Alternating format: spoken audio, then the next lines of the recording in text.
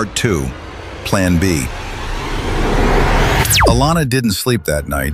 She sat at her kitchen table, the file labeled Plan B open in front of her, every page heavier than the last.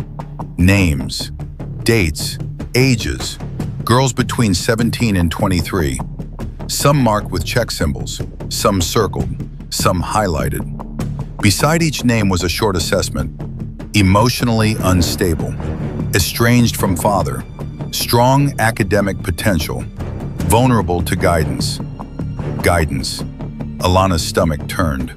Her mother hadn't just been controlling, she had been recruiting. The Detective Harris returned the next morning with coffee and a face that looked 10 years older than it had the day before. "We cross-checked 3 of the names," he said quietly. "2 of them live with your mother for short periods." Alana blinked. What?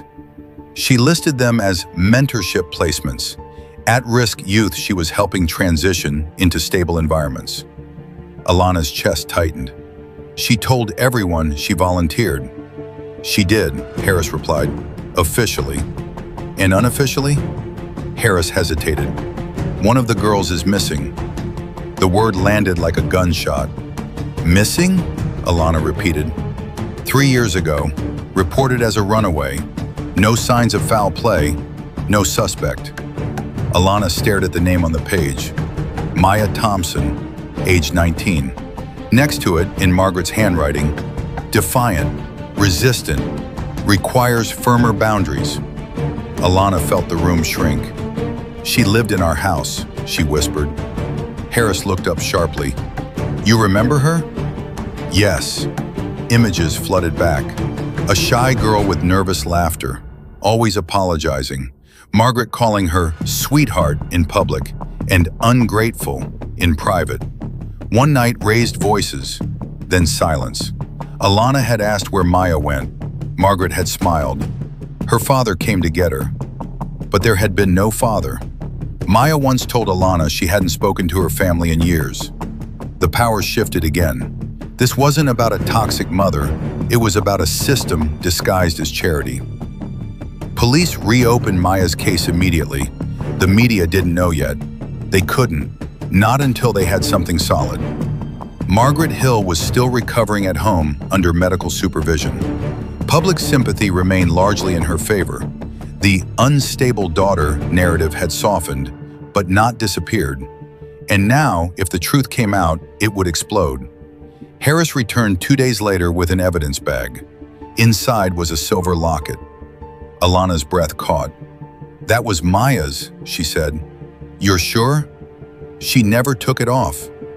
It had been found in a storage unit registered under Margaret's maiden name, along with old cell phones, hard drives, paper files, and a ledger. The ledger chilled even seasoned investigators.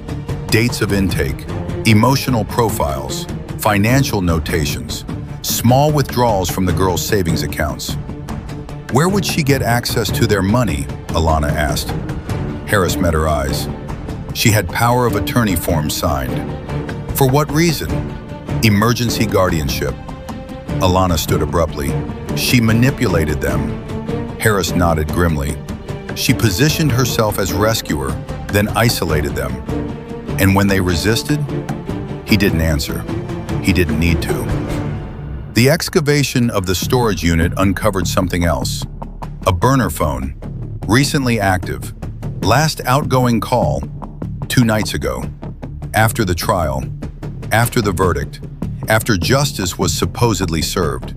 The number dialed belonged to a youth counseling center across town, Margaret's former workplace. Alana felt ice slide down her spine. "She's still doing it," she whispered. Harris's jaw tightened. "We put surveillance on her house this morning.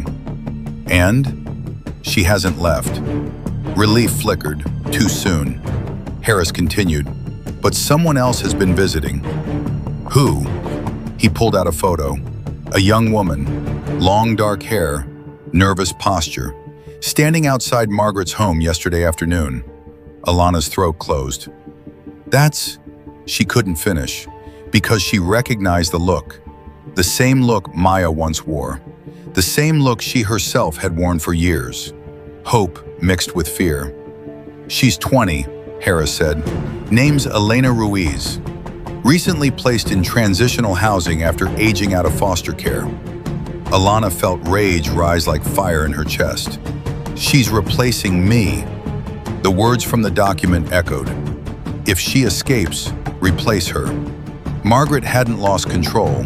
She had shifted targets. They moved quickly. Too quickly, maybe. A warrant was prepared based on the new evidence.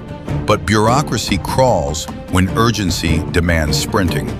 By the time officers approached Margaret's house that evening, the curtains were drawn. The lights were off. The door was locked. They entered carefully. Empty. No Margaret, no Alana. But in the kitchen, 2 mugs sat on the counter, still warm. Upstairs, the guest bedroom door stood open, the bed freshly made, and on the nightstand, a folded piece of paper. Harris opened it carefully, handwritten, precise. It read, "You taught her to fight. That was your mistake." Alana's knees nearly gave out. "She knows," she breathed. "She's watching." Harris nodded slowly. Security footage from a neighbor's camera revealed a black sedan leaving the driveway 40 minutes before police arrived, registered to a shell company. Margaret's pattern was meticulous. Pre-planned exits, backup identities, emergency funds. She hadn't just manipulated people, she had engineered contingencies. Justice hadn't cornered her, it had provoked her. The next morning, the story broke. Not the whole truth, but enough. Local counselor under investigation in missing persons reopening. The public reaction was violent. Support fractured.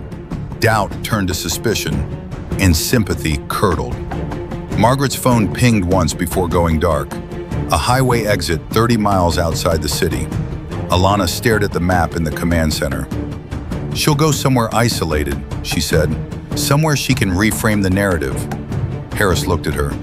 "You sound certain." "I lived inside her logic." He didn't argue. Search teams were dispatched. Roadblocks established. Hours passed. No sign, until a patrol officer radioed in. "Black sedan located near Cedar Ridge campgrounds." Alana's heart pounded.